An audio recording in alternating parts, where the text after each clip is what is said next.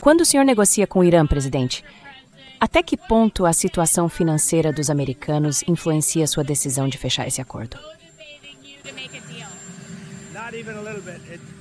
Nem um pouco. A única coisa que importa quando eu falo sobre o Irã é que eles não podem ter uma arma nuclear. Eu não penso na situação financeira dos americanos. Não penso em ninguém. Penso em uma coisa só. A gente não pode deixar o Irã ter uma arma nuclear. Só isso. É a única coisa que me motiva.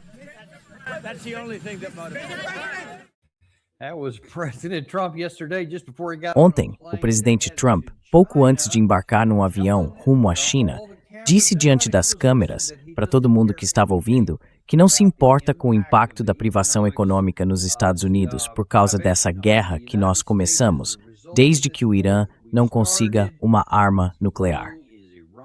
Mas a gente precisa tentar entender o quanto isso tem de realidade. E para isso estamos com o professor John Mearsheimer, teórico de Relações Internacionais, professor de Ciência Política na Universidade de Chicago, uma pessoa incrível e grande amigo do nosso programa. Agora a questão é, a gente já não tinha isso, digamos lá, por 2018? Já não existia um caminho para garantir que eles não teriam uma bomba nuclear? Então será que não deveríamos nos importar um pouco mais com a parte econômica?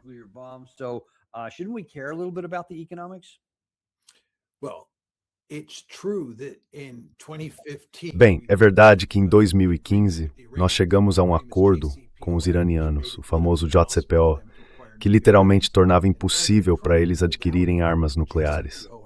E o presidente Trump saiu do JCPOA em 2018 e, na prática, criou o problema que hoje ele tenta resolver, mas não conseguiu. Sobre essa questão de o tema nuclear ser o único que ele se importa, vale lembrar que no começo da guerra, ele estava pedindo rendição total, ou rendição incondicional por parte dos iranianos.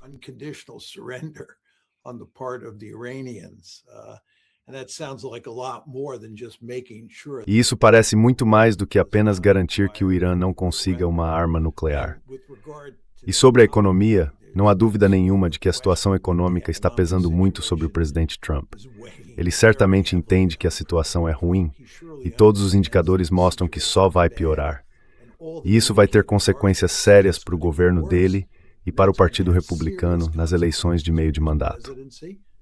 Então, ele está se esforçando ao máximo para resolver essa guerra e tentar conter esses problemômicos antes que piorem.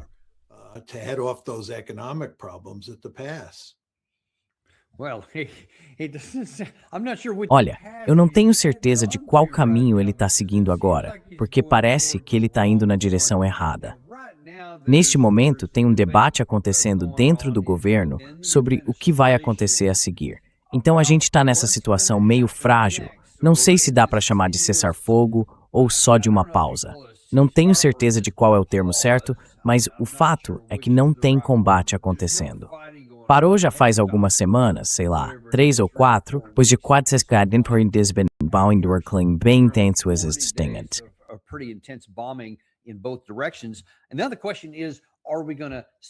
E agora a pergunta é, será que a gente vai conseguir algum tipo de acordo político?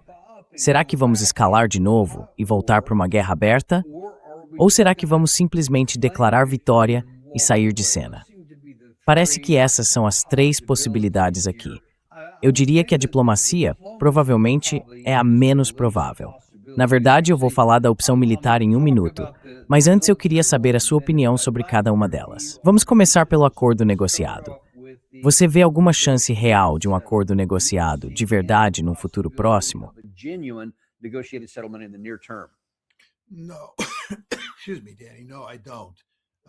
Não. Com licença, Dani. Não, eu não acho. Existem basicamente 4 motivos para isso.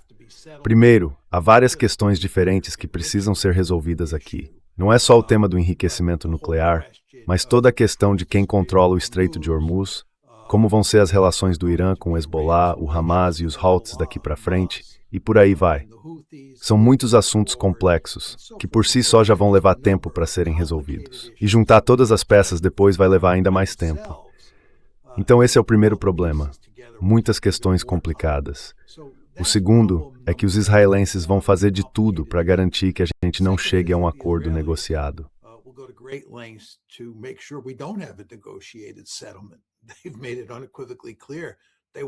Eles deixaram absolutamente claro que querem voltar a bombardear. Eles têm um poder enorme junto aos Estados Unidos, em grande parte por causa da força do lobby dentro do próprio país. O terceiro ponto é que há confiança zero do lado iraniano. Os iranianos simplesmente não confiam em nós, e isso torna muito difícil, numa situação tão complexa como essa, chegar a algum tipo de acordo. E o último ponto, que não deve ser subestimado, é que o governo Trump mostrou, desde que assumiu em janeiro de 2017, que quando se trata de negociar com adversários e encerrar guerras, é um grupo que não acerta uma.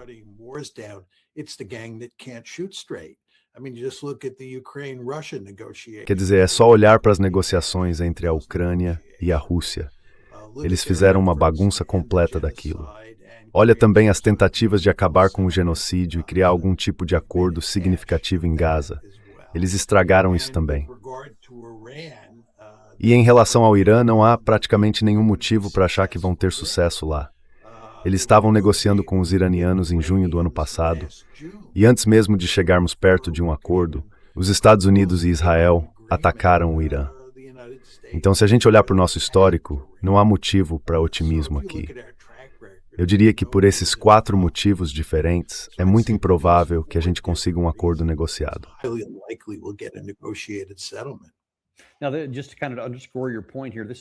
Olha, só para reforçar o que você está dizendo, saiu hoje de manhã no Dropside News que, segundo as fontes deles, o Irã não vai entrar numa segunda rodada de negociações.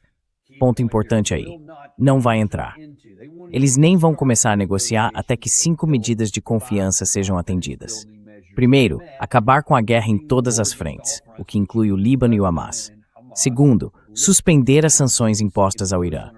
Terceiro, liberar os fundos iranianos que estão congelados. Quarto, pagar compensações pelos prejuízos e reparações de guerra. E quinto, reconhecer os direitos soberanos do Irã sobre o Estreito de Hormuz. E olha, para mim, qualquer uma dessas condições já é um veneno político por si só. Me corrija se eu estiver errado, mas eu entendo isso como eles dizendo que não vai haver acordo negociado.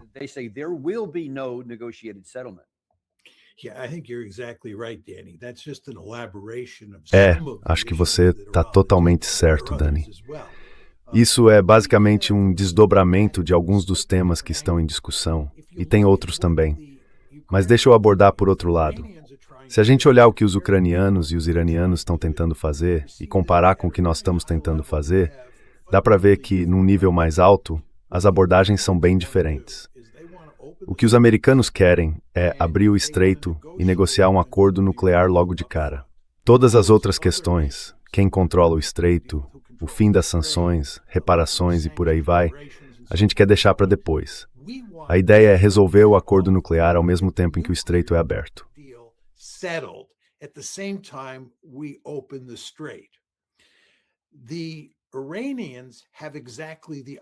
Os iranianos têm exatamente a abordagem oposta.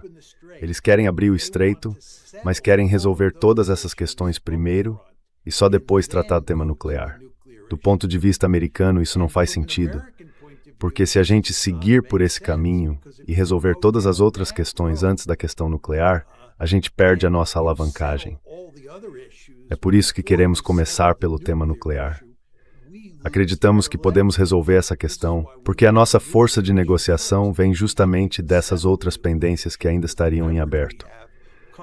Mas, de novo, os iranianos veem isso de uma forma muito diferente. Então, em um nível mais amplo, os dois lados estão conduzindo essas negociações de maneiras fundamentalmente distintas. E isso só aumenta a dificuldade de chegar a um acordo.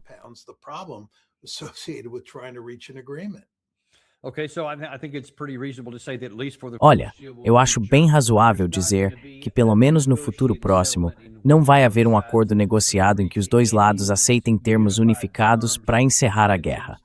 Então, isso deixa 2 opções. A primeira é a chamada teoria de sair de cena, em que o presidente Trump simplesmente decide, declara a vitória e vai embora. Recolhe nossas coisas, abre o bloqueio e sai, e torce para que o Irã faça o mesmo e abra o deles. E a outra opção é voltar à guerra. Eu vou falar dessa segunda parte separadamente. Mas me diz, na sua opinião, considerando todas essas possibilidades, qual é a chance de o presidente Trump adotar alguma versão dessa ideia de declarar vitória e ir embora?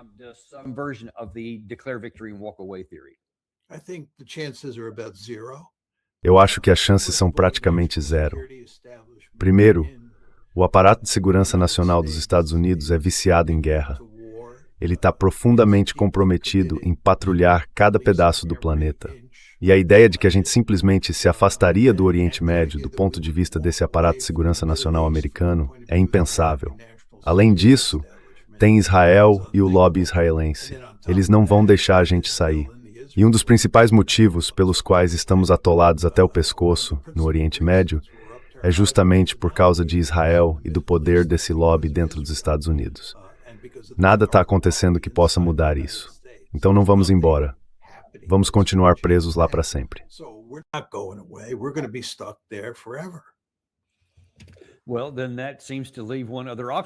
Bom, então parece que sobra só mais uma opção, a menos que você veja outra. E essa seria, e há, claro, muitos defensores disso, tanto no círculo mais próximo do presidente Trump quanto no debate público, retomar as operações de combate para acabar de vez com eles. Tenho ouvido muita gente usar exatamente essa expressão. Então, duas perguntas para você. Primeiro, o que você acha da eficácia dessa ideia? E segundo, existe alguma alternativa além dessas três que eu mencionei?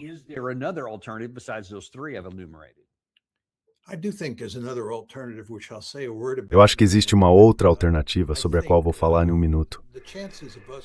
Mas, sinceramente, acho que as chances de voltarmos à guerra são pequenas, em grande parte porque a gente não tem como vencer. Quero dizer, nós não conseguimos vencer nem na campanha inicial de bombardeios. E não é como se agora tivéssemos armas mágicas ou forças extras que nos permitissem vencer. Eu não vejo como retomar a guerra ou reiniciar os ataques aéreos resolveria o nosso problema. Como já comentamos várias vezes aqui no programa, não só não conseguimos fazer os iranianos se renderem, como eles também têm capacidade de reagir contra nós. E podem fazer isso de formas que causariam um grande prejuízo à economia internacional.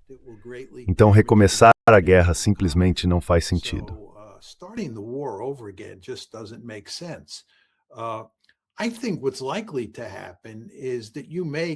Eu acho que o mais provável é que haja algum tipo de acordo para reabrir o estreito, ou talvez um acordo temporário sobre alguns pontos específicos. Mas o que realmente vai importar aqui é a situação da economia internacional. Eu sempre acreditei que o que acontecer na economia global vai ser o fator decisivo que vai levar o presidente Trump à mesa de negociações e obrigá-lo a fazer um acordo que reconheça o fato de que o Irã venceu essa guerra. Os Estados Unidos não podem tolerar que essa situação continue indefinidamente, porque isso vai causar um enorme prejuízo à economia internacional. E claro, isso inclui a economia americana.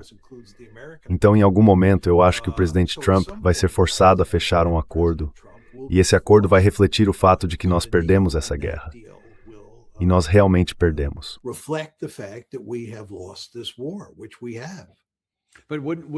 Mas quando existem os mesmos ventos contrários, a ideia de declarar vitória e sair de cena, essas mesmas forças não estariam também contra qualquer tipo de acordo desse tipo que ele aceitasse?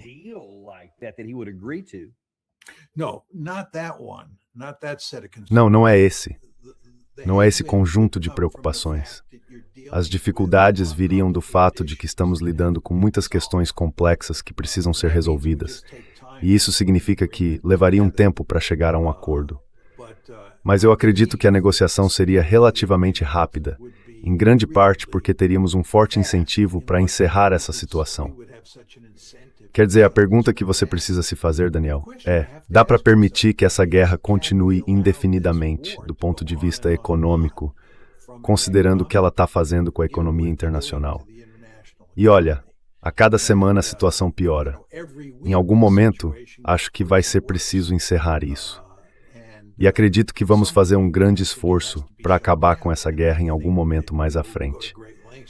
Caso contrário, o que vai sobrar é mais um conflito congelado, muito parecido com o da Ucrânia.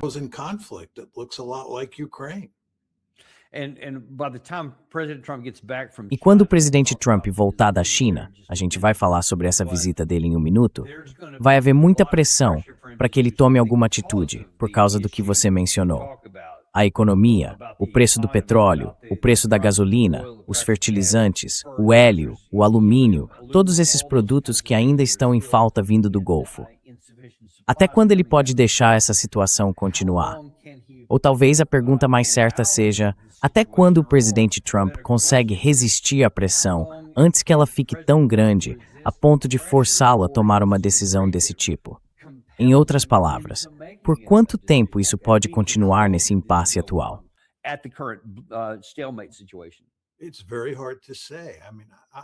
É muito difícil dizer. Quer dizer, acho que nem os melhores economistas conseguem prever por quanto tempo isso pode continuar. É realmente difícil dizer exatamente o que vai acontecer com a economia internacional. E isso faz muita diferença para entender qual deve ser o cronograma. Mas eu acho que está bem claro que se isso continuar até o outono, as consequências para a economia mundial vão ser desastrosas. Já dá para ver o que está acontecendo com a inflação nos Estados Unidos. E eu acredito que isso é só o começo. Acho que todos os problemas que a gente está vendo agora vão se agravar com o tempo. E vamos estar numa situação bem pior no fim do verão do que estamos hoje. Então, em algum momento, o presidente Trump vai ter que fazer alguma coisa a respeito disso. E o que exatamente ele vai fazer, ainda vamos ter que ver.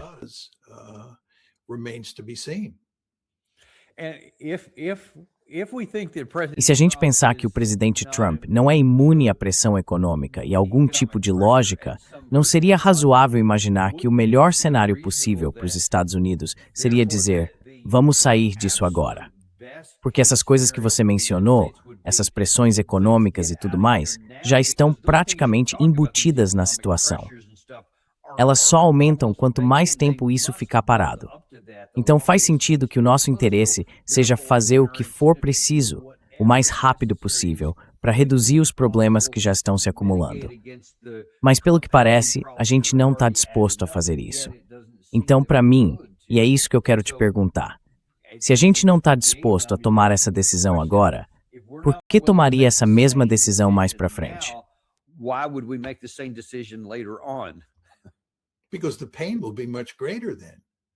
Porque a dor vai ser muito maior depois. O fato é que até agora a dor não tem sido tão grande assim. Ainda não foi suficiente para forçar o presidente Trump a fechar um acordo.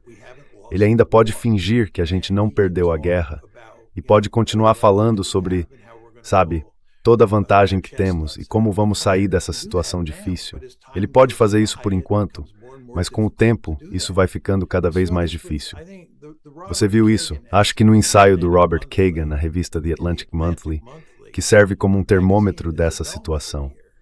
O Kagan, que é um neoconservador assumido e um grande defensor da diplomacia de força, reconhece totalmente que a gente perdeu a guerra com o Irã, que foi uma derrota catastrófica, e que isso vai ter consequências extremamente negativas para nós daqui para frente.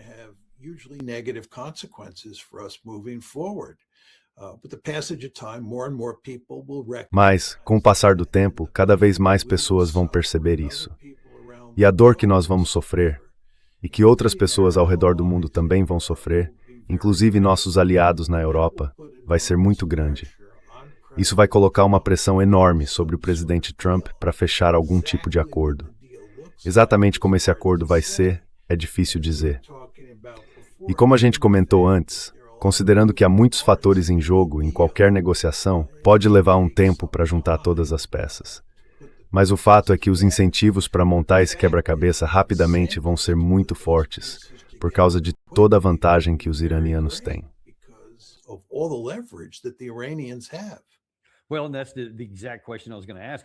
Pois é, essa era exatamente a pergunta que eu ia fazer. Quer dizer, dadas essas condições que dizem que os iranianos precisam cumprir para sequer começar as negociações, isso mostra que eles estão bem cientes de todas essas pressões de que você está falando, e por isso não querem ceder em nada. Então a pergunta que surge é, eu sei que estou pedindo para você especular aqui, mas que tipo de acordo poderia existir que fosse aceitável para o Irã e que também servisse para tirar a gente dessa enrascada mais para frente, sob pressão? Como é que um acordo desses poderia ser?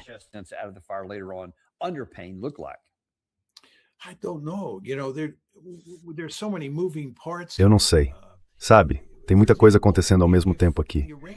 Por exemplo, se os iranianos conseguissem suspender todas as sanções, recebessem reparações e tivessem controle do Estreito de Hormuz, talvez estivessem dispostos a fechar um acordo sobre a questão nuclear, que seria muito atraente para o presidente Trump e para os israelenses. Mas, se a gente não estiver disposto a aliviar muito as sanções e não quiser pagar nenhuma reparação, eles podem encarar a questão nuclear de outra forma. E sobre as reparações, dá para argumentar que existem compensações entre esse aspecto de qualquer acordo e toda a questão de um tipo de pedágio no estreito.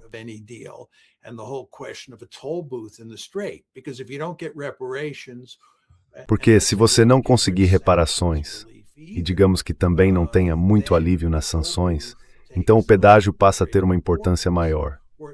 Ou pode ser que, se todas as sanções fossem suspensas e as reparações fossem pagas, eles estariam dispostos a abrir mão do pedágio. Em outras palavras, o que dá para ver aqui é que há vários elementos diferentes num possível acordo futuro, e cada um deles precisa ser resolvido separadamente. Além disso, a forma como tudo isso se encaixa faz muita diferença. E olha, a gente pode especular para sempre sobre as várias maneiras de montar um acordo, mas dizer como ele realmente vai ser, isso é impossível.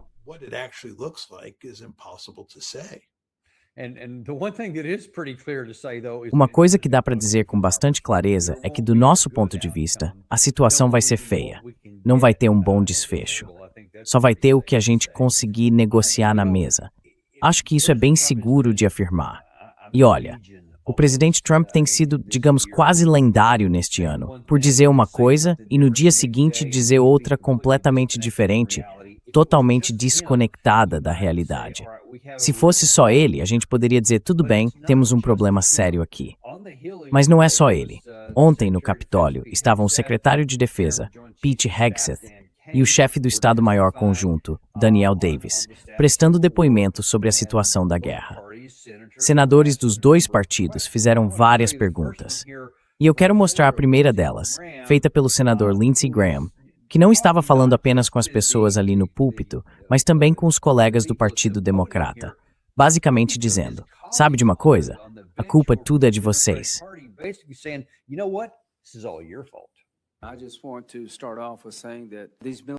Eu só quero começar dizendo que essas operações militares contra o Irã foram espetaculares. Em poucos meses, a gente conseguiu enfraquecer o maior patrocinador estatal do terrorismo, muito além do que eu achava possível. E provavelmente ainda vem mais por aí. É possível que eles tenham 60% de urânio altamente enriquecido sem terem trapaceado antes. A gente sabe que em tudo que o Irã já fez, eles mentiram e trapacearam. Então a resposta é não. Tudo que Obama e Biden fizeram foi pensado para manter o programa nuclear deles em nível civil. Não existe a menor chance de terem 60% de urânio altamente enriquecido sem trapacear. Ou seja, tudo que vocês fizeram fracassou. E ainda querem criticar? Vocês fracassaram. Vocês permitiram que o Irã chegasse ao ponto de ser uma nação à beira de ter armas nucleares. Tudo que vocês fizeram deu errado. Mísseis, Diego Garcia. Eles chegaram a lançar mísseis contra Diego Garcia, General Davis, os iranianos. Senhor, eles atirou-os. Pelos protocolos que a gente tinha em vigor, eles podiam fazer isso. Sem analisar os detalhes e sem a resposta nem. Não, eles estavam. Você falhou ali. Você não conseguiu impedir o Irã de se tornar uma nação no limiar nuclear. Você não conseguiu impedir o Irã de ter mísseis que podem alcançar milhares de quilômetros.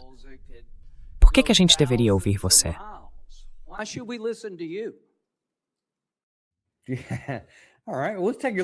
Certo. Vamos dar uma olhada em algumas dessas coisas. Primeiro, essa afirmação dele de que o Irã enriquecer urânio até 60% seria uma forma de trapaça.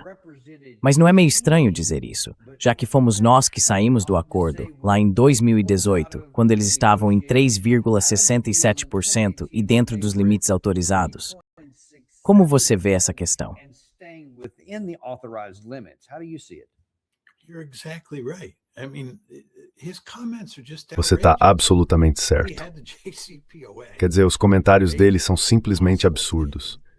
A gente tinha o acordo nuclear, o JCPOA, que impedia o Irã de enriquecer urânio até 60%. E foi o presidente Trump, com o apoio do Lindsey Graham, que tirou os Estados Unidos do acordo em 2018. O resultado disso é que, com o tempo, os iranianos passaram a enriquecer até 60%. E isso é totalmente legal, não é trapaça. Se eles tivessem feito isso dentro do JCPOA, aí sim seria uma violação do tratado. Mas quem acabou com o tratado foi o presidente Trump, não os iranianos. E ele fez isso com o apoio total do Lindsey Graham. Então essa ideia de que os iranianos estão trapaceando e que a culpa é do governo Biden ou do governo Obama simplesmente não é um argumento sério.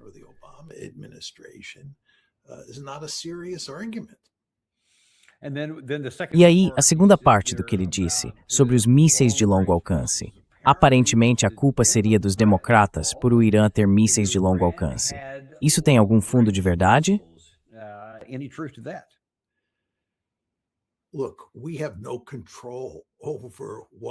Olha, a gente não tem controle sobre o tipo de mísseis que os iranianos têm. Eu lembraria o senador Graham, que Donald Trump foi presidente dos Estados Unidos de 2017 a 2021, e eles estavam construindo esses mísseis de longo alcance durante aqueles anos, assim como continuaram construindo durante o governo Biden.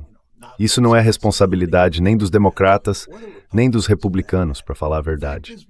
O fato é que a gente praticamente não tem controle sobre o tipo de mísseis que o Irã desenvolve. A questão nuclear é outra história. A gente tratou do tema do enriquecimento com muito cuidado e tivemos resultado com o acordo nuclear, o JCPOA. Não há dúvida disso.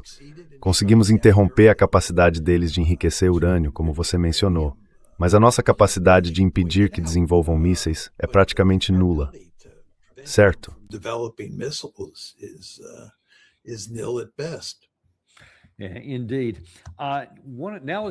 Pois é. Agora vamos falar de um dos senadores democratas que fez uma pergunta, sem muita hostilidade, mas uma pergunta bem legítima. Ele basicamente disse o seguinte: como é que um país com um orçamento de defesa de cerca de $1 trilhão, pelo menos antes de tentarem aumentar para $1,5 trilhão, mas enfim, $1 trilhão, não consegue conter um país cuja indústria de defesa gira em torno de 11 a 12 bilhões de dólares por ano, pelo menos antes dessa guerra começar? E ele fez essa pergunta diretamente ao chefe do Estado-Maior Conjunto.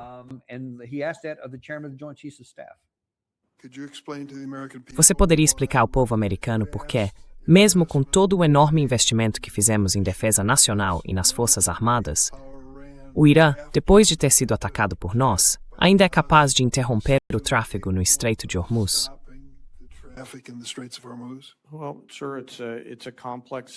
Bem, senhor, é uma situação complexa por lá, com muitos barcos pequenos e outras capacidades envolvidas. Parte disso está nas mãos dos traficantes comerciais. Outra parte volta ao problema principal, que é o Irã, mantendo a economia global como refém através dos estreitos. Eu os encorajaria a pensar com cuidado sobre os próximos passos e aproveitar a oportunidade para abrir os estreitos. Essa é uma decisão que cabe a eles. Com certeza. Acho que a pergunta que fica na minha cabeça é a seguinte: enquanto a gente fala de orçamentos de mais de $1 trilhão para o nosso exército, parece que um orçamento bem pequeno está nos mantendo reféns no Estreito de Hormuz.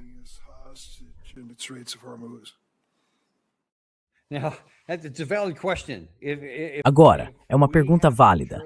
Se a gente tem um orçamento de $1 trilhão e eles têm 12 bilhões, por que é que não conseguimos obrigá-los a abrir o Estreito de Hormuz? Esse é um ponto. E depois tem essa ideia de que eles estão nos mantendo reféns, quando as ações deles são uma retaliação direta ao fato de nós termos começado uma guerra ilegal e não autorizada. De alguma forma, isso nem entrou na conversa. Mas vamos olhar para a parte principal aí. O que você diz sobre o fato de um país com um orçamento de defesa de $1 trilhão, do nosso tamanho, com o exército mais poderoso da história do mundo, segundo o presidente Trump, não conseguir, e ainda não conseguir, abrir o Estreito de Hormuz pela força. And still cannot open the Strait of Hormuz by force. Well, Danny, as you know, Afghanistan had Olha, Daniel, como você sabe, o Afeganistão tinha um orçamento de defesa muito menor. O Talibã lá tinha um orçamento muito menor do que o do Irã. E mesmo assim, a gente entrou numa guerra de 20 anos com eles. E sabe o que aconteceu? O Talibã venceu. A gente saiu do Afeganistão de cabeça baixa. Quando eu era jovem, os Estados Unidos lutaram aquela guerra contra o Vietnã do Norte e o Vietcong. Se você comparar os orçamentos de defesa dos dois lados, o nosso era muito maior. E em termos militares ou políticos, o nosso exército era muito mais poderoso do que o Vietnã do Norte e o Vietcong juntos.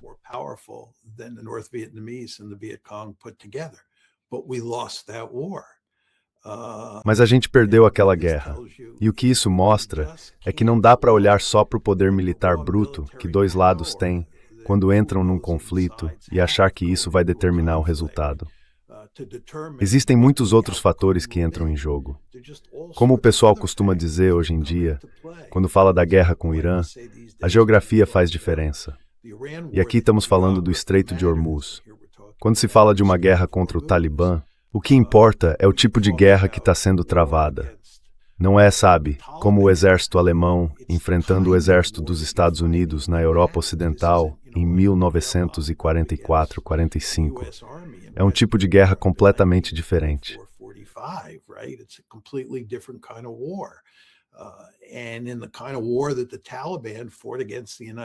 E no tipo de guerra que o Talibã travou contra os Estados Unidos no Afeganistão, eles tinham enormes vantagens. E voltando à guerra do Vietnã, como eu já destaquei várias vezes, nós vencemos todas as batalhas daquela guerra, mas perdemos a guerra. Isso mostra que vencer no campo de batalha não é tudo, mesmo quando você enfrenta o inimigo diretamente, como fizemos na guerra do Vietnã.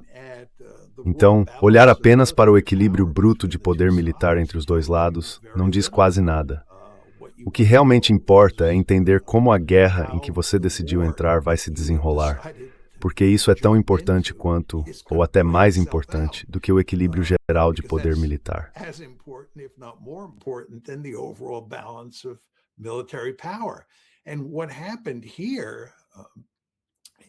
O que aconteceu aqui, na guerra com o Irã, foi que o presidente Trump, de forma imprudente, começou uma guerra baseada na suposição de que poderíamos usar o poder aéreo de forma independente para conquistar uma vitória rápida ou uma vitória rápida e decisiva sobre os iranianos.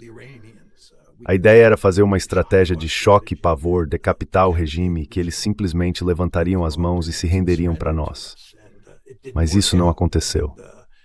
E eles deveriam saber disso. De novo, o que a gente precisa pensar não é só no que o poder militar pode conquistar, mas também no que ele não consegue fazer. Existem limites reais para o que o poder militar pode alcançar, especialmente quando se tenta atingir certos objetivos políticos. Ser militarmente poderoso não garante automaticamente que você vai conseguir alcançar esses objetivos políticos.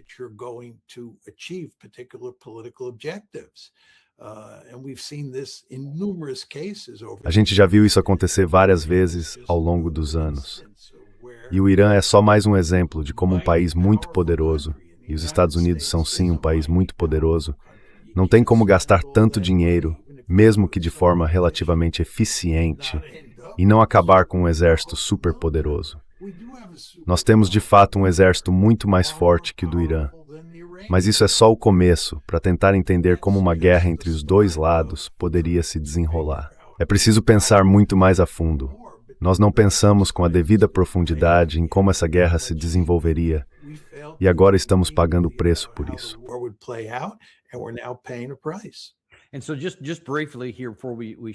Então, só para a gente encerrar esse ponto, antes de passar para outros temas que também são muito importantes.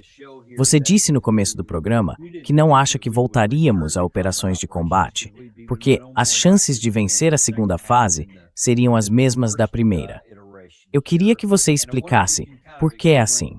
Porque o presidente Trump e várias vozes influentes no Congresso que defendem voltar à guerra têm dito algo como: olha, já destruímos 70% antes.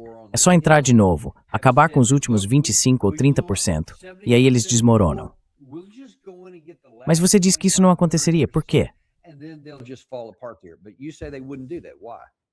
Well, look, if you do battle assessment. Olha, se a gente fizer uma avaliação do que aconteceu na primeira fase da guerra, na primeira campanha aérea, fica bem claro que a comunidade de inteligência dos Estados Unidos concluiu que, basicamente, a gente fracassou. O New York Times, o Washington Post e o Wall Street Journal publicaram matérias baseadas em conversas com pessoas de dentro mesmo da comunidade de inteligência americana, sobre a avaliação deles do que aconteceu nessa campanha aérea. E está bem claro que cerca de 3/4 dos lançadores móveis e dos mísseis balísticos e de cruzeiro do Irã ainda estão lá.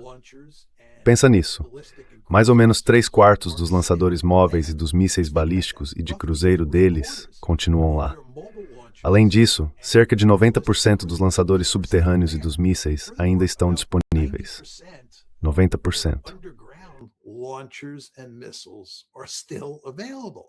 90%. Furthermore, it appears from the Além disso, segundo as avaliações da comunidade de inteligência, 30 dos 33 locais de lançamento de mísseis que os iranianos têm ao longo da costa no Estreito de Hormuz continuam intactos. 30 de 33. Na verdade, deixa eu corrigir isso, Dani. Acho que é no Golfo Pérsico, ao longo do Golfo Pérsico, que eles ainda estão intactos. Então, a ideia de que praticamente destruímos a capacidade deles de lançar mísseis ou operar drones na primeira campanha simplesmente não é verdadeira, de acordo com a inteligência dos Estados Unidos. E além disso, tem um ponto de enorme importância que a gente nem chegou a discutir. Nós já usamos uma parte enorme das nossas munições e armas mais valiosas nessa primeira fase da campanha. Será que a gente realmente quer voltar a usar o que restou desses recursos preciosos na segunda parte? Eu acho que não queremos fazer isso. É. That is highly unlikely to be more successful than the first bombing campaign, which was, according to the intelligence community, unsuccessful. I don't think we want to do that. Yeah, and I'm actually going to circle back to that here in just a minute. Na verdade, eu vou voltar a esse assunto daqui a pouquinho, porque isso tem implicações que vão além dessa guerra aqui. Mas, rapidinho, quero mudar de tema. Eu sei que é uma das suas áreas de especialidade e tem a ver com as questões na China. O presidente Trump está na China agora, com o Xi Jinping, e eles estão fazendo várias coisas. O presidente Trump levou um monte de líderes empresariais com ele, então parece que ele está mais focado em negócios por lá, e não tanto na guerra com o Irã. A pergunta é, qual você acha que vai ser o objetivo do presidente Trump nisso tudo, e qual vai ser o objetivo do Xi Jinping? Aqui na televisão americana, o ex-primeiro-ministro australiano Kevin Rudd deu a opinião dele sobre o assunto.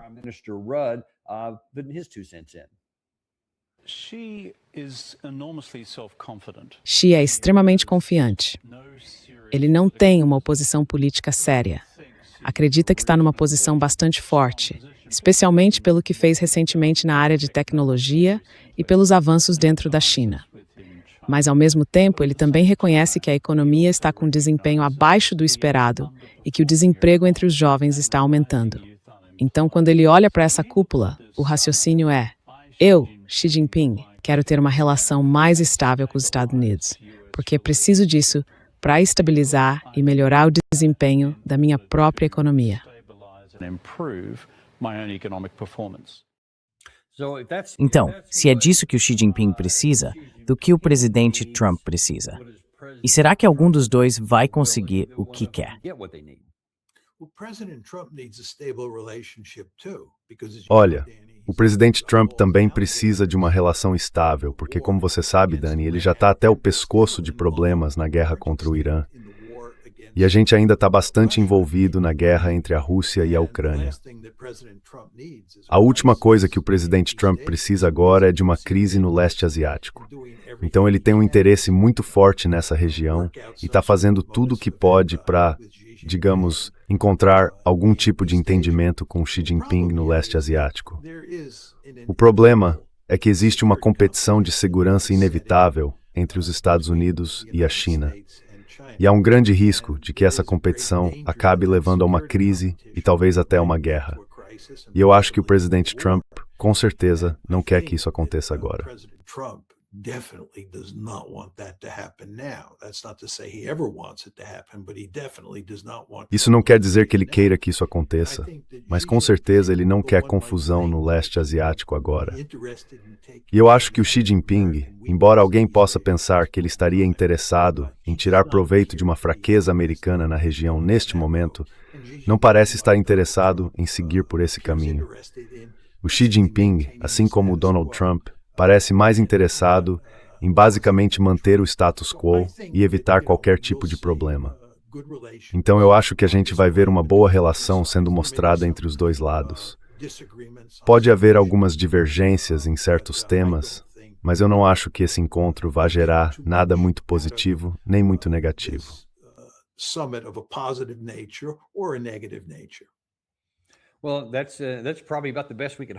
Bom, isso aí provavelmente é o melhor que a gente poderia esperar nesse caso, por enquanto. Então, parece que vai ter muita pompa, muita cerimônia, e no fim das contas, pouca diferença entre como estava antes e como vai estar quando a gente voltar para casa. Mas não é o que acontece na Rússia e na Ucrânia. Você mencionou essa guerra há pouco. Aconteceram alguns desdobramentos recentes que eu quero comentar. A luta tática, na verdade, na primeira parte deste ano, meio que ficou em segundo plano. Parte disso foi porque saiu das manchetes com a nossa guerra contra o Irã. Mas não foi só por isso. Também porque não houve muita movimentação nas linhas de frente.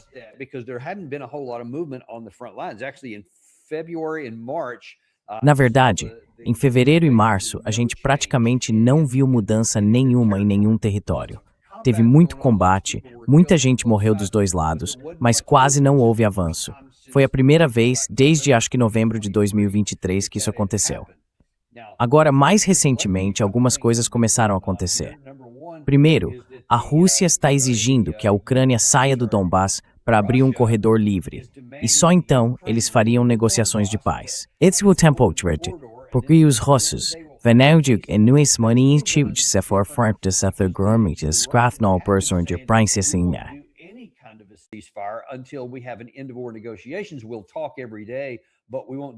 A gente vai conversar todo dia, mas não vai fazer um cessar-fogo. Agora eles estão dizendo o seguinte: se vocês saírem do Donbass, e aparentemente de todas as 4 regiões que os russos anexaram lá em 2022, então dizem eles, aí sim teriam um cessar-fogo e uma negociação de longo prazo, porque acham que isso vai levar tempo. Mas o Zelensky diz não, isso não é uma boa ideia, eu não vou fazer isso. Ele, na verdade, já vem dizendo isso há um tempo. Veja, isso aqui é de 30 de abril. Ele rejeita qualquer exigência russa de entregar alguma coisa. Não vai abrir mão de nenhum território. E hoje, acho que foi hoje, o Peskov voltou a repetir essa declaração.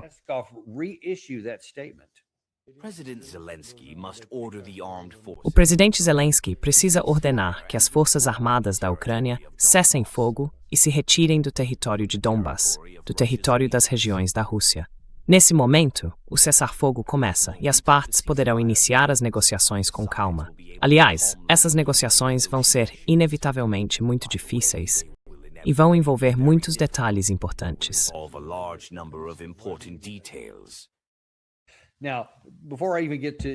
Antes mesmo de eu entrar na questão da Ucrânia, ou na visão europeia sobre esse ponto, o que você acha do fato de o Kremlin estar dizendo: olha, a gente topa um cessar-fogo agora, desde que haja uma concessão significativa do lado ucraniano. Ainda assim, uma retirada da região de Donbass. O que você acha dessa mudança?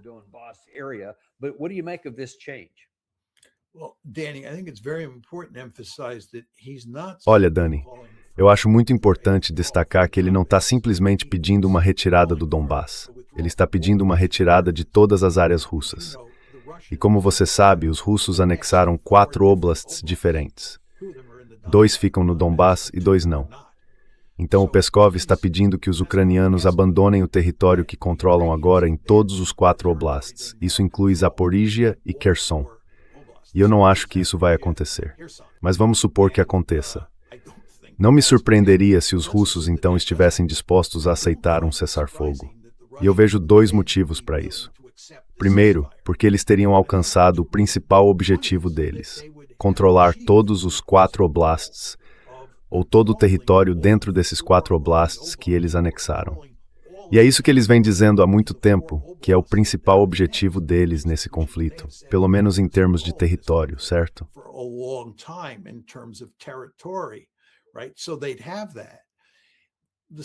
Então eles teriam isso. A segunda coisa é que um cessar-fogo é só outra forma de dizer conflito congelado. E é exatamente isso que vai acontecer aqui. A ideia de que vai haver um cessar-fogo que depois vai abrir caminho para negociações e levar a um acordo de paz, isso não vai acontecer. Nunca vai haver um acordo de paz realmente significativo. O máximo que dá para esperar é um conflito congelado. E o que eu estou dizendo é que um cessar-fogo, na prática, é um conflito congelado. Então o que eu acho que os russos, e aqui estamos falando do Peskov e do Putin, estão dizendo para os ucranianos é o seguinte: entreguem todo o território que a gente anexou, boa parte do qual vocês ainda controlam, simplesmente abandonem. Aí sim teríamos um cessar-fogo, que seria esse conflito congelado. E sem surpresa nenhuma, o Zelensky disse não, obrigado.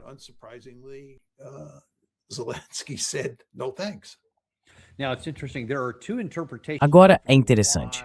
Existem 2 interpretações sobre o motivo dessa pausa tática. Acho que pausa é a palavra certa, ou pelo menos da falta de avanço por parte dos russos. Eu vou te mostrar as 2 visões aqui. A gente vai ver qual delas você acha mais precisa. Primeiro, o general Ben Hodges está analisando a situação pelo lado da Ucrânia.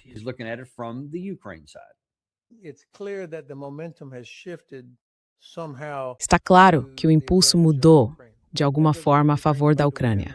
Isso não quer dizer que a Ucrânia esteja prestes a vencer ou algo assim.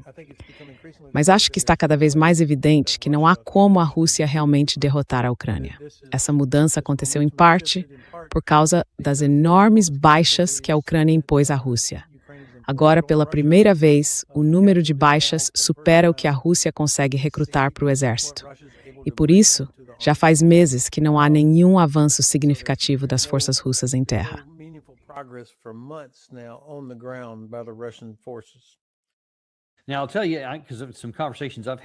Olha, vou te dizer uma coisa.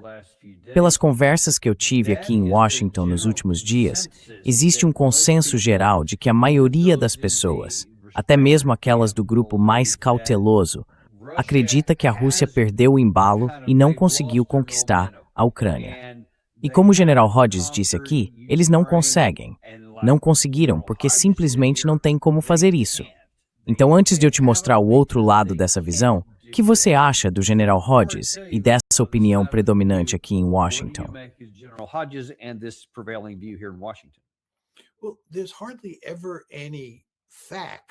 Olha, quase nunca existem fatos que sustentem essas alegações. São apenas afirmações. E como a gente sabe, existe uma guerra de propaganda acontecendo junto com a guerra real no campo de batalha. O que pessoas como o general Hodges querem fazer é animar os ucranianos, dizer para eles que podem vencer. Além disso, querem que o Ocidente, tanto os Estados Unidos quanto os europeus, continue apoiando a Ucrânia. E a forma de fazer isso é dizendo que a Ucrânia está vencendo no campo de batalha, que basicamente virou o jogo e que os russos estão em sérios apuros, que estão ficando sem pessoal, sofrendo enormes baixas e que a guerra está nas mãos da Ucrânia para ser vencida. Essa é a narrativa repetida à exaustão no Ocidente. E essa história vem sendo contada há anos.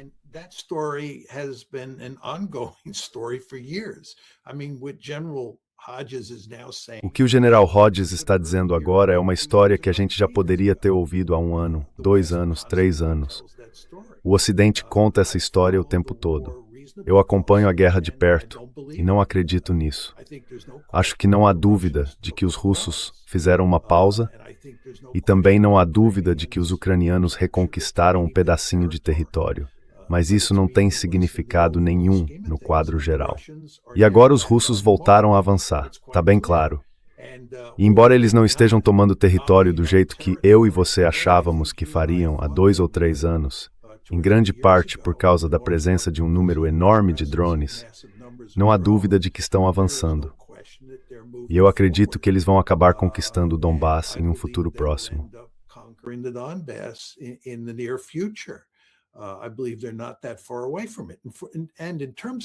Eu acredito que eles não estão tão longe disso. E quanto ao número de baixas, eu apostaria muito dinheiro que as baixas do lado ucraniano são bem maiores do que as do lado russo. A gente nunca ouve nada sobre como estão as baixas ucranianas. Por que isso acontece? Porque os ucranianos, que poderiam facilmente nos dizer quais são os números do lado deles, praticamente não falam nada. Eu acredito que o motivo é que se a gente soubesse os números reais que eles têm, ficaríamos horrorizados com a quantidade de ucranianos que foram mortos. Mas além disso, vamos supor que os russos conquistem muito pouco território adicional e que a gente chegue a um cessar-fogo no fim deste ano. Vamos apenas supor que isso aconteça.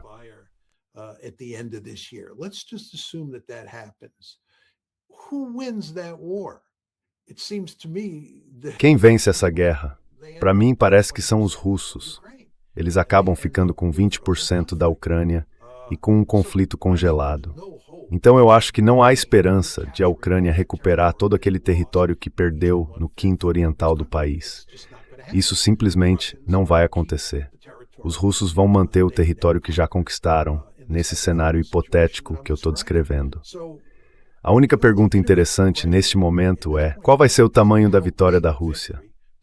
Ela vai reconquistar ou conquistar todo o território daqueles 4 oblasts que anexou? Ou vai conquistar só uma parte desse território? Ou talvez conquiste ainda mais, além dos 4 oblasts? Ninguém sabe ao certo como isso vai se desenrolar nos próximos meses.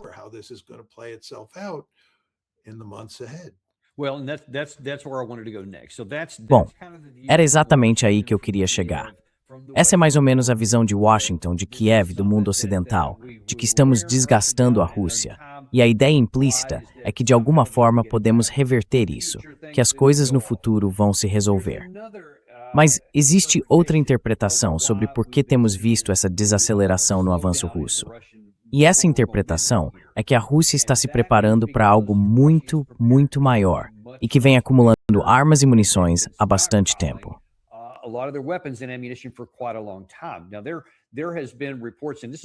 Já faz mais de um ano que surgiram relatos de que a capacidade industrial, especialmente para os drones Geran e Geran-2, de longo alcance, e também para muitos dos mísseis, como o Iskander e vários outros hipersônicos, estaria operando praticamente em ritmo de guerra. Na época, falava-se que a produção de drones estava entre 800 e 1.000 por ano. Mesmo assim, tirando o ataque da noite passada, que foi outro grande, um dos maiores até agora, eu acho que cerca de 800 drones foram usados pelo lado russo contra a Ucrânia. Mas agora isso já é diferente. Pelos relatórios que vi hoje de manhã, a produção estaria em torno de 1.500 por mês. Só que eles não estão usando nenhuma fração disso na linha de frente. Isso indica que provavelmente estão acumulando um grande estoque.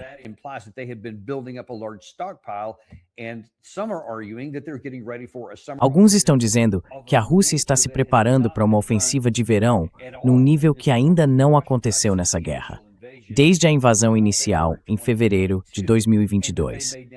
A ideia seria tentar romper as linhas defensivas e possivelmente conquistar mais território.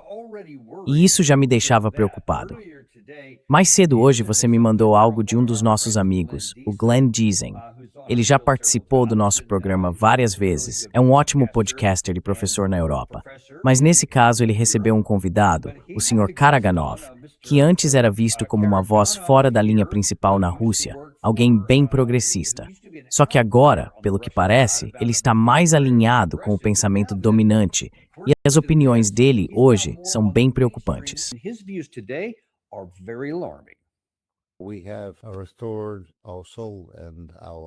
Nós recuperamos nossa alma e nossa honra. Começamos a valorizar as pessoas que realmente têm valor na nossa sociedade. As elites meritocráticas, os estudiosos, os médicos, os oficiais.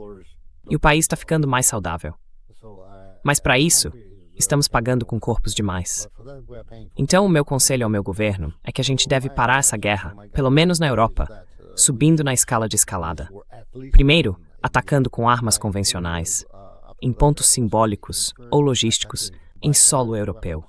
Nós não precisamos de 1 centímetro da Europa, no sentido que vocês talvez entendam. E depois, se eles não cederem, Devemos seguir com ataques nucleares? Relativamente massivos, claro, oferecendo algum tipo de ultimato. Se ainda assim não cederem, alguns países da Europa devem ser.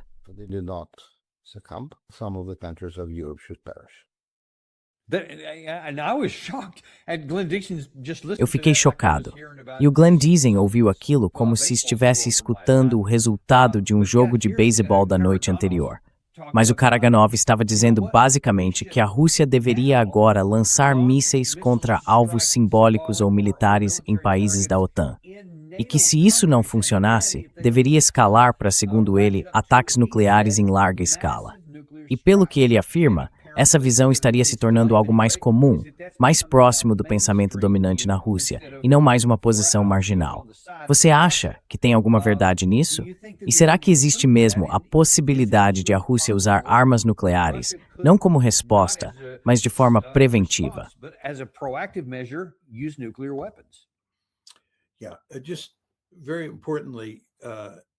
Sim, e é muito importante dizer que o Sergei Karaganov vem defendendo esse argumento desde o começo da guerra entre a Rússia e a Ucrânia. No início, ele estava claramente em minoria. Mas como ele deixa claro naquela entrevista com o Glenn, a visão dele sobre a necessidade de pensar em atacar alvos na Europa e até possivelmente usar armas nucleares contra países europeus é, na opinião dele, a visão majoritária dentro da Rússia. E isso é realmente chocante. Agora, deixa eu dizer o que eu acho que está acontecendo aqui. Eu acho que o Karaganov e muitos outros russos entendem que os europeus e os Estados Unidos, mas eles se concentram principalmente nos europeus. É importante perceber que eles, de um jeito muito significativo, separam os Estados Unidos da Europa e colocam os europeus como os vilões da história.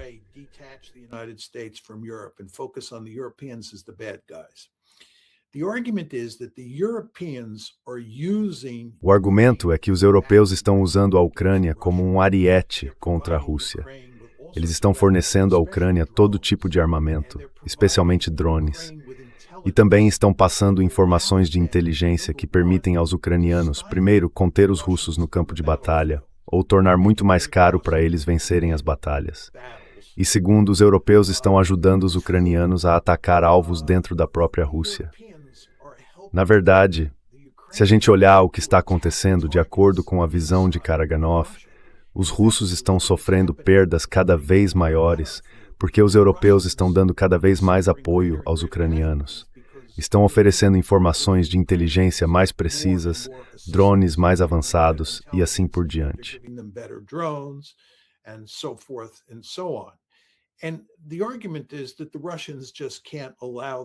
E o argumento é que os russos simplesmente não podem permitir que isso continue. Eles não podem permitir, os russos não podem permitir, que os europeus saiam ilesos enquanto os ucranianos fazem o trabalho sujo deles. Então o argumento do Karaganov é que o que precisamos fazer é mandar um sinal muito claro para os europeus de que isso tem que parar, que eles não podem continuar usando a Ucrânia como um ariete contra a Rússia. Se esses europeus acham que podem deixar a Ucrânia, os ucranianos, tirar a Rússia do grupo das grandes potências com essa estratégia, eles estão delirando. Nós não vamos deixar isso acontecer. Esse é o argumento. Enfim, o que o Karaganov diz que deve ser feito primeiro é que os países da Europa que apoiam os ucranianos devem ser atingidos com armas convencionais.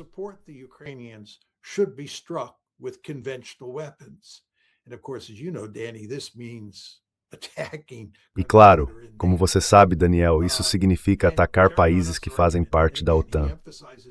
E o argumento do Karaganov, e ele enfatiza que muita gente dentro da Rússia basicamente concorda com ele, é que, se as armas convencionais não forem suficientes, então seria necessário um uso limitado de armas nucleares. Em outras palavras, eles não estão falando de um grande ataque nuclear, daqueles que destruiriam o arsenal do Reino Unido ou da França, nem de vencer uma guerra nuclear. O que eles defendem é um uso limitado de armas nucleares, principalmente com propósito demonstrativo, para mandar um recado muito claro para o Ocidente, que eles, os russos, não vão mais tolerar o apoio europeu ao esforço de guerra da Ucrânia. Isso tem que parar. Ponto final.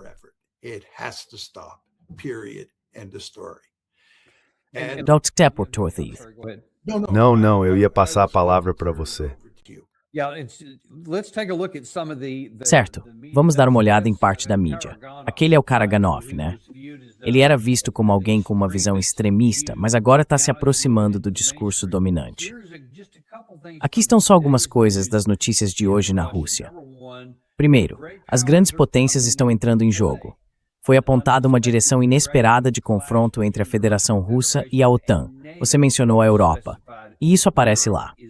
Mais adiante, algumas declarações dizem que a Romênia deve se preparar com antecedência para uma possível confrontação militar entre a OTAN e a Rússia, concentrando seus esforços na defesa do chamado corredor de Foxani. Esse alerta foi feito pelo ex-vice-comandante das forças da OTAN na Europa, James Everard.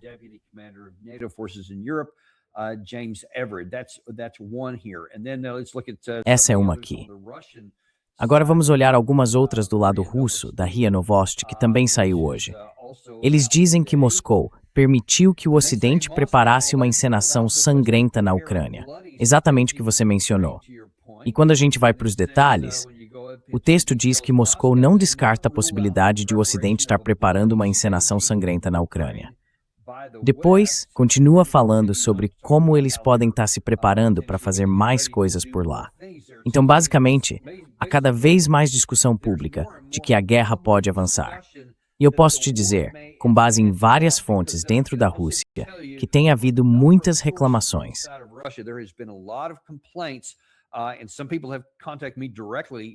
Algumas pessoas entraram em contato comigo diretamente de Moscou. Elas têm amigos e familiares na linha de frente. E me disseram que há uma raiva crescente contra o Putin por ele não estar tomando certas medidas. Dizem que basicamente estão sendo mantidos na coleira, obrigados a avançar passo a passo, sem poder seguir adiante de verdade. E perguntam, qual é o plano aqui? Então o Putin vem sendo pressionado de vários lados. Outra fonte que eu tenho comentou que até alguns dos altos escalões, no nível do Politburo, também estão pressionando o Putin. Ele está sob pressão para fazer algo mais. Você se preocupa com esse tipo de pressão?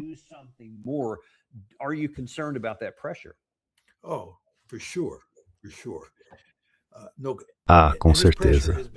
Com certeza. E essa pressão sobre o Putin já vem de algum tempo. A gente já falou sobre isso antes. Mas eu quero destacar 2 pontos que, na minha opinião, são muito importantes, Dani. Primeiro, à medida que o Trump faz de tudo para enfraquecer a relação transatlântica e se afasta da OTAN, ele cria uma situação em que os europeus ficam, de certa forma, por conta própria. Então, de um jeito bem significativo, o Trump acaba favorecendo os russos aqui, porque a segurança americana já não está mais tão ligada à segurança europeia como estava no tempo dos antecessores dele. Então é bom ter isso em mente, porque à medida que essa relação transatlântica se desgasta, aumenta a chance de os russos agirem dessa forma.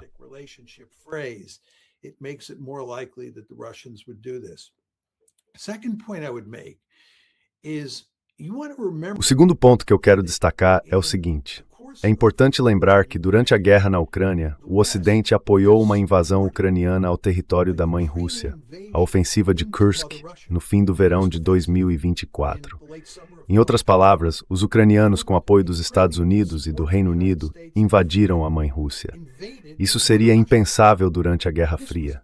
Impensável. Além disso, como todo mundo sabe, os ucranianos, com a ajuda dos Estados Unidos e do Reino Unido, atacaram um dos pilares da tríade nuclear estratégica da Rússia. Eles atingiram a força de bombardeiros, que é uma das 3 partes dessa tríade nuclear. Mais uma vez, algo que seria impensável durante a Guerra Fria.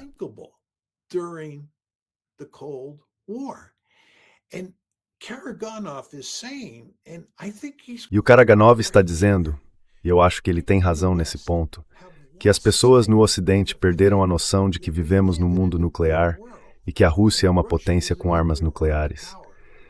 Você simplesmente não pode fazer o que quiser com a Rússia e achar que vai sair impune.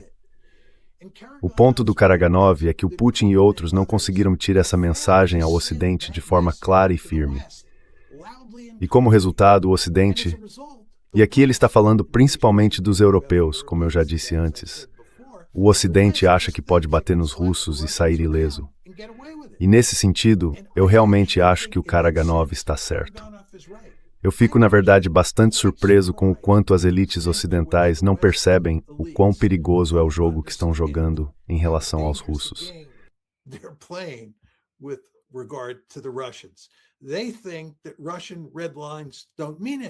Eles acham que as linhas vermelhas da Rússia não significam nada. E o Karaganov diz que isso é verdade, e que a gente precisa corrigir essa situação. O argumento principal dele é que só existe uma forma de fazer isso: usar algumas armas nucleares, para chamar a atenção do Ocidente. Assim eles perceberiam que vivemos no mundo nuclear e que é preciso se comportar de forma diferente no mundo nuclear do que no mundo sem armas nucleares. Então, eu acho que é isso que está acontecendo aqui. E tudo isso mostra que se pessoas como o General Hodges estiverem certas, e se agora estivermos numa posição em que podemos derrotar os russos, em que a maré está virando, é importante entender que isso aumenta muito as chances de os russos recorrerem a armas nucleares.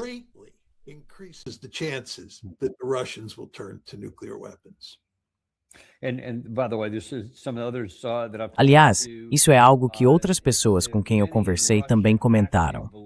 Muita gente na Rússia realmente acredita que em dezembro passado houve um ataque contra o Putin na residência dele. Teria sido uma tentativa de assassinato por parte dos ucranianos, enquanto ele supostamente esperava uma ligação do presidente Trump. No Ocidente, muita gente duvida dessa história. Mas, na verdade, o que importa mesmo é o que os russos acreditam. Quase não faz diferença o que realmente aconteceu. E ao que tudo indica, esse é um dos assuntos no topo daquela lista que você acabou de mencionar, e que tem deixado muita gente por lá bem agitada nesse sentido. Eu sei que o seu tempo está acabando.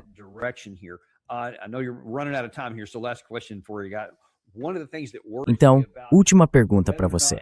Uma das coisas que me preocupa, quando penso se a Rússia cogitaria fazer algo que antes era impensável, mesmo no nível convencional, como realmente atacar algo em território da OTAN, um alvo militar, o que certamente acionaria o artigo 5, é o seguinte: faz parte do cálculo deles pensar, tipo, eu também sei fazer contas, dizem os russos, e eu vejo todos esses mísseis de longo alcance, todos esses disparos de artilharia, todo tipo de equipamento, veículos blindados, milhares e milhares deles, que vocês mandaram para o cemitério na Ucrânia.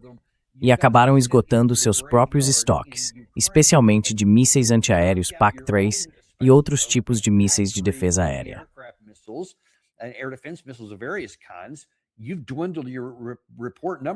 Você reduziu bastante os números do seu relatório. Os Estados Unidos também reduziram os nossos números. E agora, como você mencionou no começo do programa, a gente diminuiu ainda mais a presença na Europa. Será que a Rússia pode olhar para isso e dizer que a nossa capacidade de defesa é bem menor do que era antes? Enquanto isso, eles há anos vêm usando a capacidade industrial para aumentar os estoques de tudo isso. E talvez isso possa levá-los a correr um risco que, de outra forma,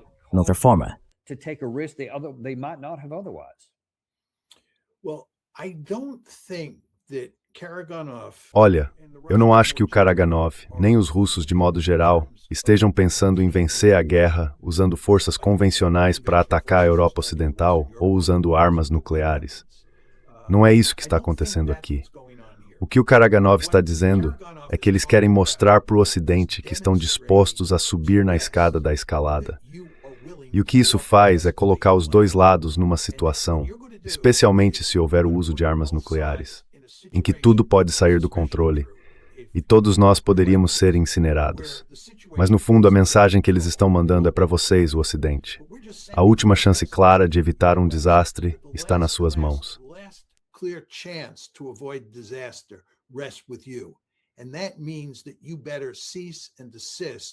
E isso significa que é melhor parar imediatamente de achar que pode fornecer armas aos ucranianos ou à Ucrânia que permitam que eles nos derrotem no campo de batalha.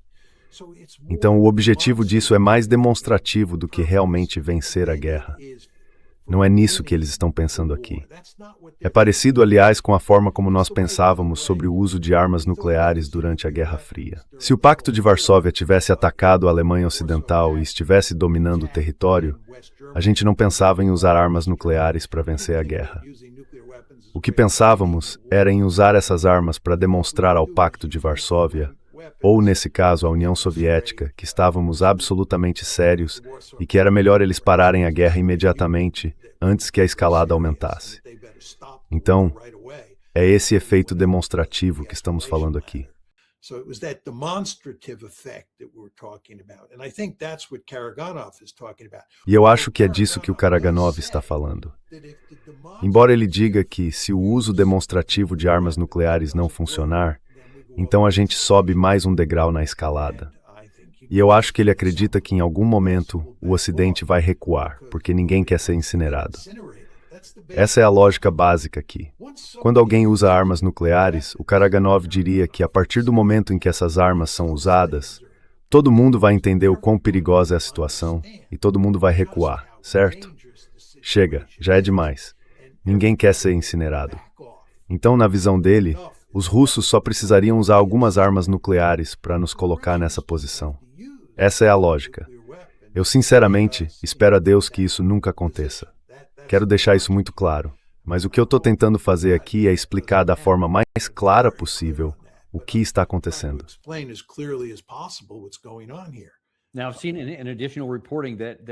Olha, eu vi algumas reportagens dizendo que, segundo certas fontes na Rússia, antes de chegarem ao ponto de usar armas nucleares táticas, eles poderiam lançar mísseis convencionais contra vários alvos militares dentro de alguns países da OTAN. Seria uma espécie de passo anterior para mostrar que estão dispostos a subir na escala de escalada. E o próximo passo seriam justamente essas armas nucleares. Então, a minha pergunta para você é a seguinte: com base no que você sabe agora, especialmente considerando a arrogância do lado ocidental, se mísseis convencionais caírem em território da OTAN, e claro, isso acionaria imediatamente o artigo 5, você acha que eles vão entender o recado? Ou acha que a gente vai ignorar isso, subir também na escala de escalada e revidar contra a Rússia, correndo o risco de desencadear uma guerra nuclear?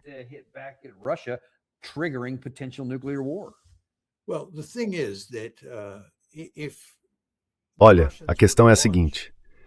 Se os russos lançassem mísseis num ataque convencional de demonstração contra, digamos, a Polônia e a Romênia, não haveria dúvida de que o próximo passo nessa escalada seria o uso de armas nucleares. Já existe bastante discussão pública sobre isso, e os próprios russos deixariam isso bem claro. Se fossem espertos, eles diriam: esse é o primeiro passo. Não é nuclear, mas entendam que se isso não funcionar, vamos subir na escala nuclear. A gente entenderia o recado. Então, vem a pergunta: o que a gente faz? O que você faria? O que eu faria? Seríamos atingidos por armas convencionais. E todos nós sabemos a importância da garantia do artigo 5.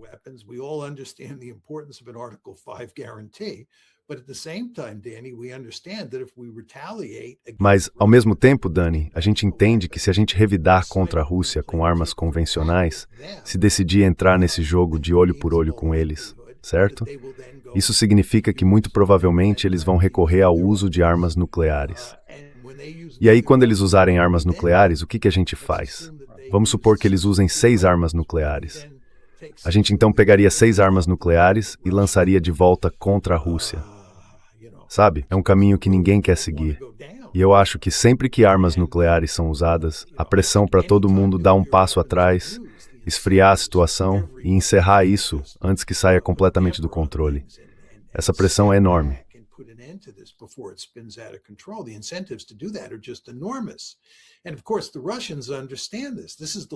E claro, os russos entendem isso. Essa é a lógica que sustenta a posição do Karaganov, certo? Que se eles usarem armas nucleares primeiro, não é como se a gente tivesse algum incentivo para usar armas nucleares depois. A gente vai dizer: vamos encerrar isso aqui. E, de novo, é importante lembrar que os americanos estão tentando se afastar da Europa o máximo possível. Então, os Estados Unidos não vão querer se envolver numa guerra nuclear com a Rússia, nem mesmo numa guerra convencional envolvendo a Ucrânia. Ou seja, os russos têm uma posição bem forte nesse jogo. E é justamente isso que tudo isso tão assustador, né?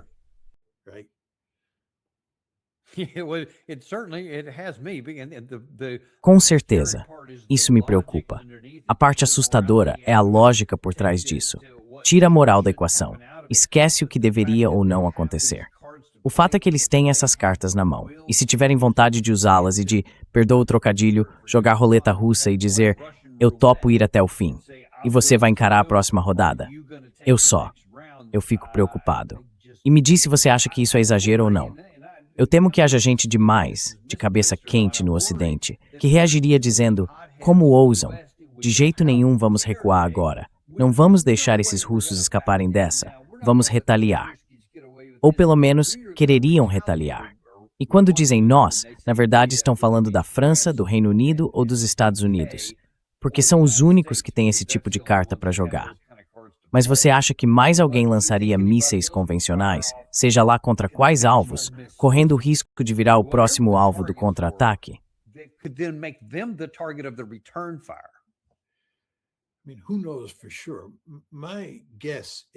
Quer dizer, quem é que sabe com certeza? Eu acho que vai ter pouquíssima gente no Ocidente disposta a subir essa escada de escalada, a dizer algo como, vamos pegar umas armas nucleares e agora atingir a mãe Rússia em resposta. Eu acho que a ameaça de uma escalada nuclear, que poderia acabar na aniquilação de todos nós, é forte o bastante para fazer quase todas as pessoas sérias pensarem em como reduzir a tensão, não aumentar.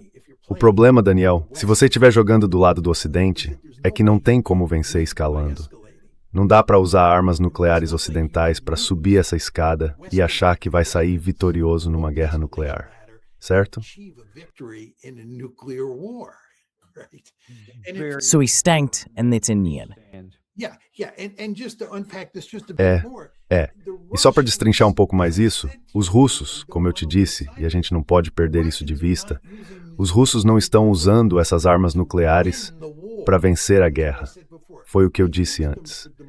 Eles usam por motivos demonstrativos. Para usar a famosa expressão do Thomas Schelling, o que se quer fazer é empurrar os dois lados para uma ladeira escorregadia, certo?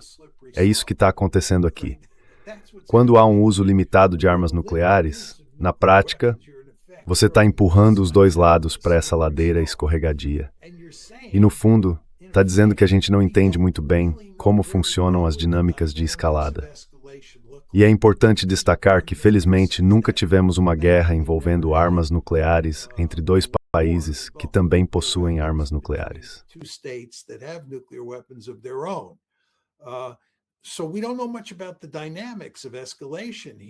Então a verdade é que a gente não sabe muito bem como funciona essa dinâmica de escalada, e tudo isso pode acabar de forma terrível. A última chance real de evitar um desastre está com vocês, os europeus, ou com vocês, os americanos. Por isso, é melhor não subir mais um degrau nessa escada de escalada. Aí a gente acaba decidindo que precisa chegar a algum tipo de acordo com os russos sobre como encerrar a guerra na Ucrânia. E se isso acontecer, a Rússia sai vitoriosa. Ela vence no sentido de que consegue coagir. Não é uma vitória militar no campo de batalha. Não é um ataque nuclear brilhante e decisivo. Mas o que ela faz, com esses ataques demonstrativos, é forçar os europeus, os ucranianos e os Estados Unidos a parar os ataques contra a Rússia e negociar algum tipo de acordo.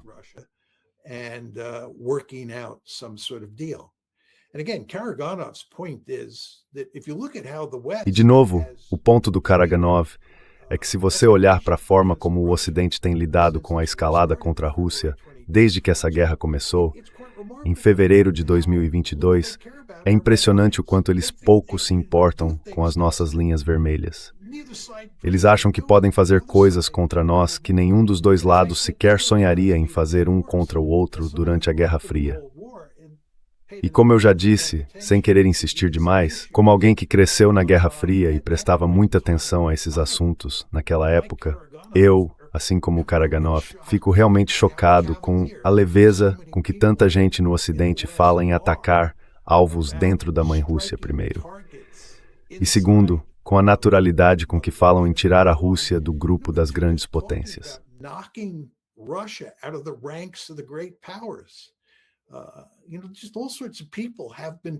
Sabe, desde o começo tem todo tipo de gente falando sobre isso.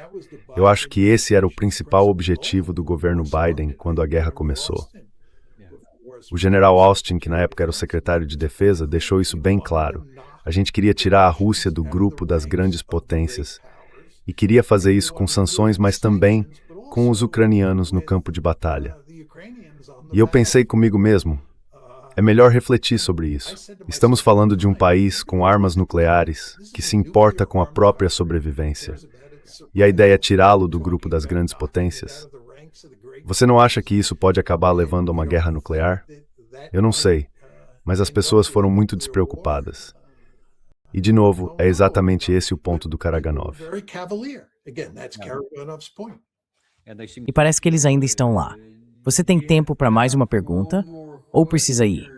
Eu sei que a gente já passou do tempo. Tenho tempo para mais uma pergunta.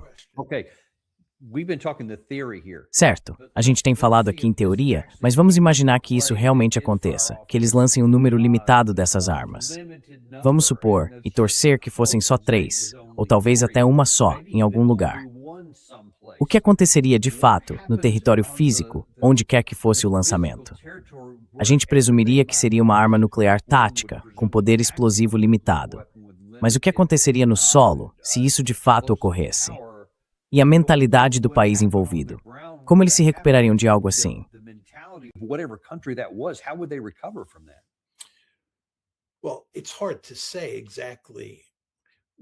Olha, é difícil dizer exatamente o que os russos fariam se fossem levados a usar armas nucleares.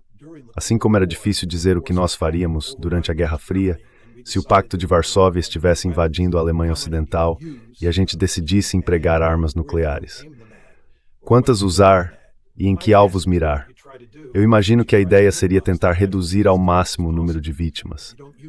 Não usar uma arma nuclear muito grande, nem um grande número delas. Talvez algumas, com potência não muito alta, e mirar em áreas onde há pouca gente. E o que se aposta numa situação dessas é que o simples uso de armas nucleares já seria suficiente para assustar todo mundo de verdade.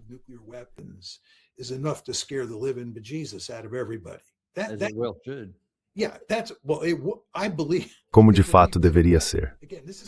Bem, eu acredito que sim. De novo, esse é o argumento do Karaganov. E por mais assustador que pareça, existe uma lógica poderosa por trás disso, e a gente precisa reconhecer isso, como você certamente reconhece. Mas o simples fato de que armas nucleares foram usadas, e de que os russos mostraram estar dispostos a usá-las porque acreditam que sua sobrevivência está ameaçada, já é o suficiente. Essa é a lógica da história que eu estou contando. Não é preciso atingir uma grande cidade ou um grande centro com um grande número de armas nucleares. Basta usar essas armas. Só isso já seria suficiente para restabelecer a dissuasão, por assim dizer. Você acha que o comentário do Karaganov no programa do Glenn Diesing foi algo que ele disse por conta própria, ou acha que foi feito com o conhecimento do Kremlin?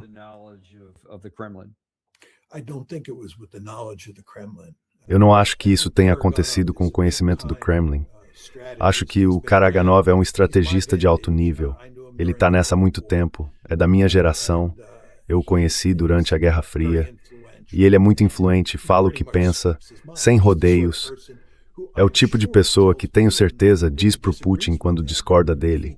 Não é alguém que mede as palavras. E eu imagino que o Putin valorize essa franqueza. Mas eu ficaria muito surpreso se ele tivesse pedido permissão para isso. E o principal motivo de eu dizer isso, Danny, é que ele vem defendendo esse argumento já faz bastante tempo.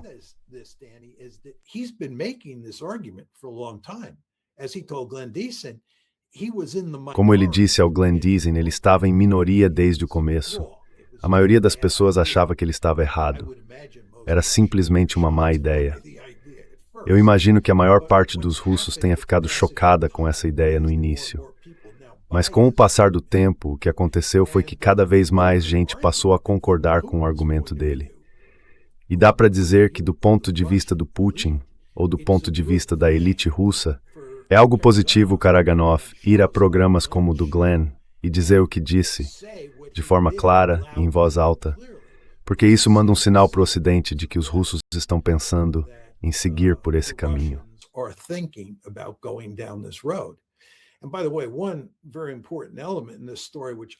Aliás, tem um ponto muito importante nessa história, que eu não tinha destacado, mas que você destacou muito bem. O Putin vem sofrendo uma pressão enorme há bastante tempo para agir de forma mais dura com o Ocidente. Muita gente dentro da Rússia acha que ele tem conduzido essa guerra como se fosse um gatinho e que não tem sido firme o bastante com o Ocidente. Dá para imaginar que essa mensagem já chegou até ele. E agora há muita pressão sobre o Putin, de fora e até dentro da própria cabeça dele, dizendo que ele precisa endurecer. E se isso for verdade, e eu imagino que seja, a mensagem do Karaganov seria uma muito forte para ele. Karaganov's message would be a powerful message to him. A gente só pode esperar e rezar para que algo mude nisso, especialmente do lado ocidental. Porque Deus nos ajude se continuarmos agindo de forma imprudente, sem fazer nada para mudar essa dinâmica, ou achando que podemos forçar mais e, de algum jeito, conseguir um resultado melhor. Parece que isso tem tudo para sair pela culatra, de um jeito que a gente nem consegue imaginar. Muito obrigado de verdade por ter vindo hoje e por ter nos dado um tempinho a mais aqui. Eu sei que passamos um pouco do tempo, mas fico muito, muito grato por isso.